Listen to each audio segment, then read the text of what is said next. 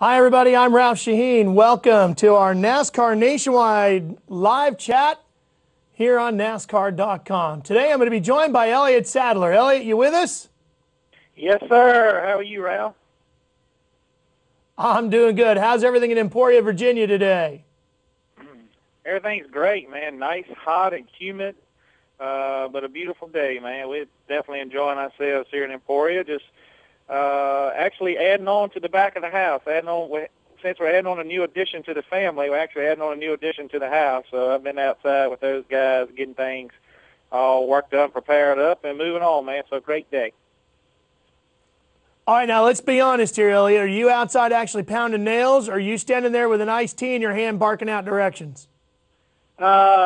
They will not let me pound the nails, but I'm actually just taking boards back and forth and just chatting with the guys and kind of BSing with them. No, I'm not just sitting there in a chair with a megaphone.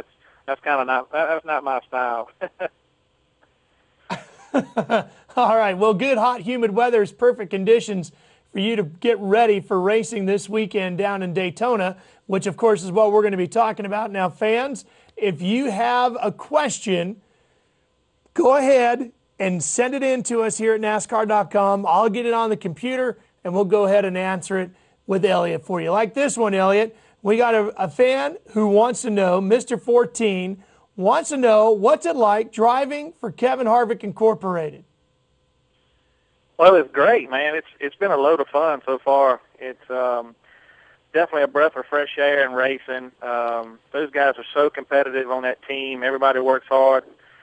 Builds really nice race cars, and Kevin and Delana as owners have just been amazing. They're so hands-on, and I think that's what a lot of people don't know. I mean, we know how Kevin Harvick is as a race car driver on Sundays, but as a team owner, man, they spend a lot of time in that shop, not only from the funding side of it, and they're very aggressive on getting sponsors and very involved in all those programs, and they do a good job of giving us what we need as a race team to be competitive week in and week out. They definitely help us with wind tunnel time and 7-post, and we build really nice race cars. It's just it's a great atmosphere to be able to go there and race, and man, it's a lot of fun. And I want to bring those guys their first nationwide championship as owners, man. We're working very hard towards that.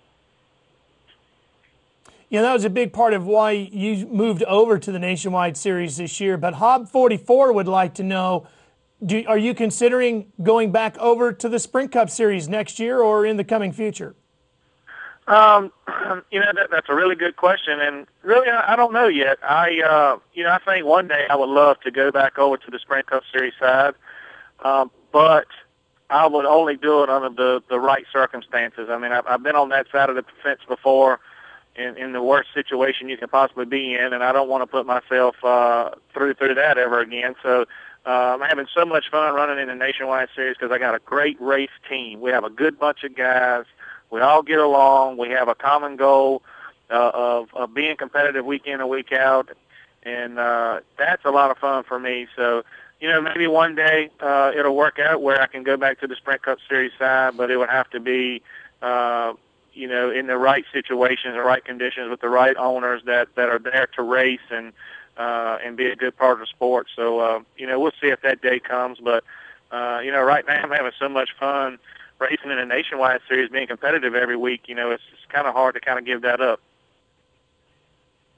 Elliott, a lot of us have lived the fantasy while drafting down the freeway or maybe playing the latest video game.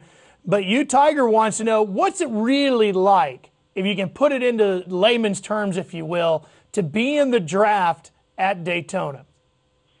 I tell people this all the time, and Ralph, as well as yourself, we always do a lot of Q&As around races and things like that across the country. And I tell people, next time you're on the highway, it's probably the safest thing to do, but if you're ever on the highway and you're following a tractor trailer, an 18-wheeler, the closer you get to them, you feel your car starting to move and shake back and forth, and especially if you pull out about halfway behind them, where half your car is behind them and half your car is not. Like if you're switching lanes, you can really feel your car moving around.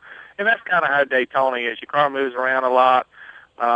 You really get a big tow from the guy in front of you. And now with this two-car draft, and that we have, and all the race fans will definitely see that this weekend in Daytona. It's pretty scary because the guy in the back can't see anything at all but the spoiler of the guy in the front. That's all you can see is the spoiler. You have to trusting that he's making a good move and is not putting either one of you in danger, and you're moving up through the pack. And then when you switch, you're driving now for two cars, not only your car, but you got to find a hole that your partner can also fit in the draft also. So it's a lot different technique than what we're used to in the past. But if you're a guy in the back, you're just along for the ride. If you're the guy in the front, you got a guy pushing you all the way around the racetrack 200 miles an hour. You got to learn how to make some really quick, decisions and not get yourself in any kind of trouble. Elliott, in thinking about that, are there responsibilities in each of those positions that obviously you're now working in tandem as a team, if you will, the guy that's pushing and the guy that's leading? Are there different responsibilities in each of those two positions? Yeah, that's a good question, Ralph, and definitely is. If you're the guy in the back, you can't see what the front guy's doing. But now we have it set up where we can be on the same radio channel. So if you're catching a slower pack of cars, you have to trust that the guy in front is going to make the right decision, and he's going to tell you in time, because your responsibility in the back, being the second guy, is to not to spin your teammate out. So if he goes in the corner, don't get on his left rear and spin him out. You got to learn how to move up with him. When he's going to make a move, you got to understand the timing of it, and you have to go with him and make sure you keep a good push on the guy to keep your momentum up, but make sure you're hitting him square the whole time. We saw some wrecks during the Daytona 500 in Daytona in the spring where the guys weren't pushing exactly right and were spinning each other out. I think you're going to see some more of that this Friday and Saturday. The guy in the front, his responsibility is to hold the wheel as straight as he can, because he's being pushed the whole time. Make some good decisions, relay that decision, whatever he's going to make, to the guy behind him, so they can both make the move together as a tandem. He's kind of the coach the whole time, the guy up front, because he's the only one that can see.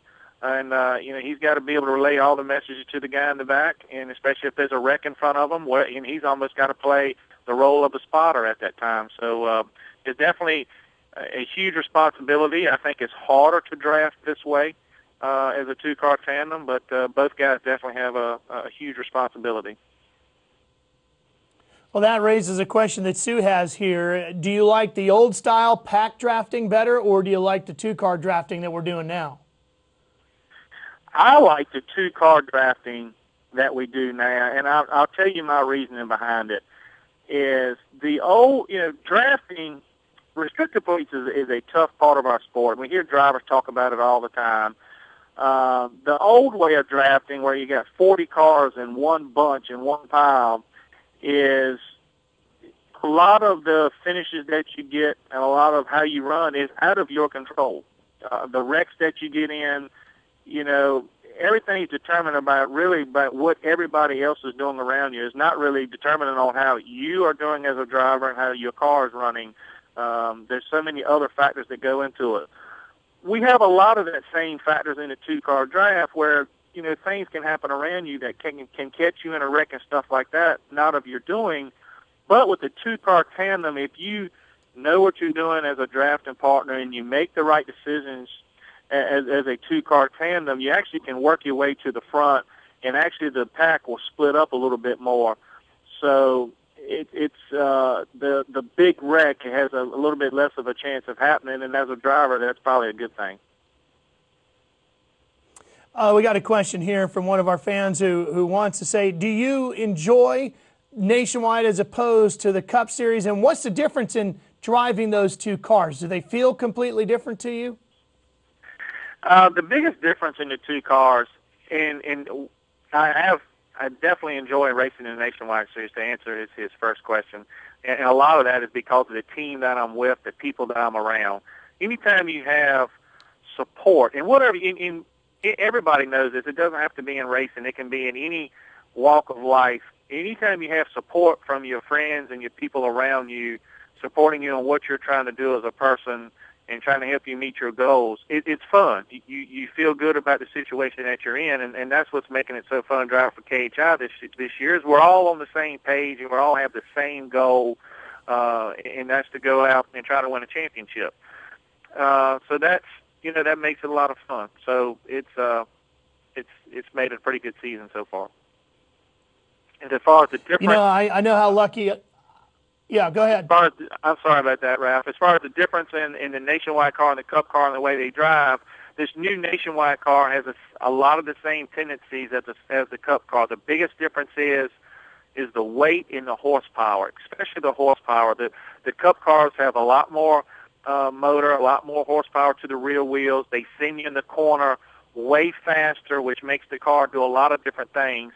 But between the weight and the horsepower, the Cup car does move around on you a little bit more. It's hard to keep the rear tires on it longer for, say, road course racing and short tracks and stuff like that. So, they all kind of built kind of the same, but that engine, that extra 100, 150 horsepower definitely makes a difference.